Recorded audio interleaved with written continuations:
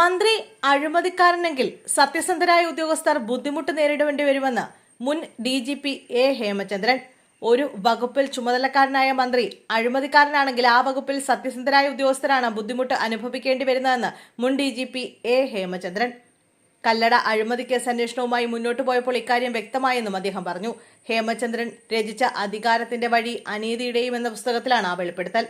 സർവീസിൽ ഉടനീളം ഗുരുതര സ്വഭാവദൂഷ്യങ്ങളുടെയും ക്രിമിനൽ പ്രവർത്തനങ്ങളുടെയും പേരിൽ അറിയപ്പെട്ട ഒരു ഉദ്യോഗസ്ഥന്റെ അവസാന കാലത്തെ കോൺഫിഡൻഷ്യൽ റിപ്പോർട്ട് കണ്ടാൽ മഹാത്മാഗാന്ധി പുനരവതരിച്ച് പോലീസിൽ അംഗമായോ എന്ന് തോന്നിപ്പോകും. റിപ്പോർട്ടിലെ ആ ഗംഭീരമായ വാക്വിലാസം കൊണ്ട് ആ മഹാത്മാവ് IPS ലഭിച്ച ജില്ലാ പോലീസ് മേധാവിയായി, പുസ്തകത്തിൽ ഹേമചന്ദ്രൻ പറയുന്നു.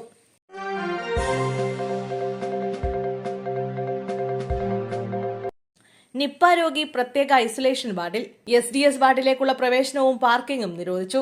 നിപ്പ വൈറസ് ബാധ സ്ഥിരീകരിച്ച ഫറോക്ക് സ്വദേശിയെ കോഴിക്കോട് മെഡിക്കൽ കോളേജ് ആശുപത്രിയിൽ ഐസൊലേഷൻ വാർഡിലേക്ക് മാറ്റി. അർദ്ധരാത്രി 12 മണിയോടെയാണ് രോഗിയെ ഐസൊലേഷൻ വാർഡിലേക്ക് മാറ്റിയത്.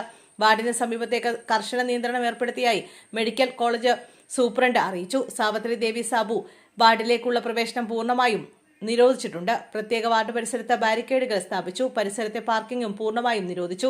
ഡിസ്ചാർജ് ചെയ്യുന്ന രോഗികൾ ഉൾപ്പെടെ ആശുപത്രിയുടെ പ്രധാന ഗേറ്റ് ഉപയോഗിക്കണമെന്ന് സൂപ്രണ്ട് അറിയിച്ചു.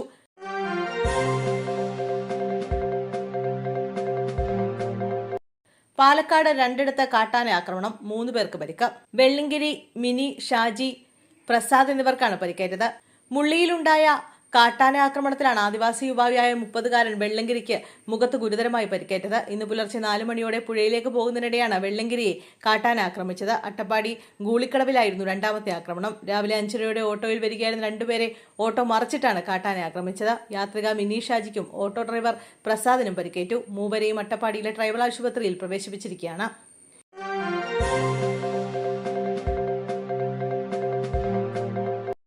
അബ്ദുൾ റഹീമിന്റെ മോചനത്തിനായുള്ള ക്രൗഡ് ഫണ്ടിങ്ങിൽ കണക്ക് അവതരിപ്പിക്കാത്തതിൽ കടുത്ത വിമർശനം. പ്രാദേശിക വാട്സ്ആപ്പ് ഗ്രൂപ്പിലാണ് വിമർശനം ഉയർന്നത്. റഹീം നാട്ടിലെത്തി ദിവസങ്ങൾ കഴിഞ്ഞിട്ടും കണക്ക് അവതരിപ്പിച്ചില്ല എന്നാണ് ആരോപണം. മോചനദ്രവ്യം നൽകിയതിനു ശേഷമുള്ളത് 10 കോടി രൂപയാണ്. ഇത് എന്ത് ചെയ്യണം എന്നതിലടക്കമുള്ള കാര്യങ്ങളിൽ വ്യക്തത വരുത്തേണ്ടതുണ്ട്. അതേസമയം അധികമായി പിരിച്ച തുക ബാങ്കിൽ നിക്ഷേപിച്ചിട്ടുണ്ട് എന്നാണ് നിയമസഹായ സമിതി പറയുന്നത്. ഇക്കഴിഞ്ഞ മെയ് 28-നായിരുന്നു അബ്ദുൾ റഹീം നാട്ടിലെത്തിയത്. റഹീം നാട്ടിലെത്തിയ ദിവസങ്ങൾ കഴിഞ്ഞിട്ടും ക്രൗഡ് ഫണ്ടിങ്ങിന്റെ കണക്ക് അവതരിപ്പിച്ചില്ല എന്നാണ് വിമർശനം.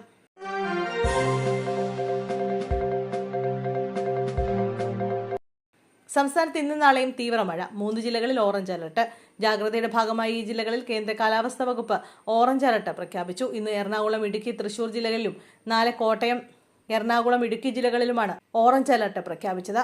വടക്കൻ കർണാടകയുടെ ഉൾപ്രദേശങ്ങൾക്കും അതിന്റെ സമീപ പ്രദേശങ്ങൾക്കും മുകളിലായി സ്ഥിതി ചെയ്യുന്ന ചക്രവാത ചുഴിയുടെ സ്വാധീന ഫലമായാണ് സംസ്ഥാനത്ത് ശക്തമായ മഴ ലഭിക്കുന്നത്. ഞായറാഴ്ച വരെ തീവ്രവും ശക്തവുമായ മഴയ്ക്കുള്ള സാധ്യതയാണ് നിലനിൽക്കുന്നത്.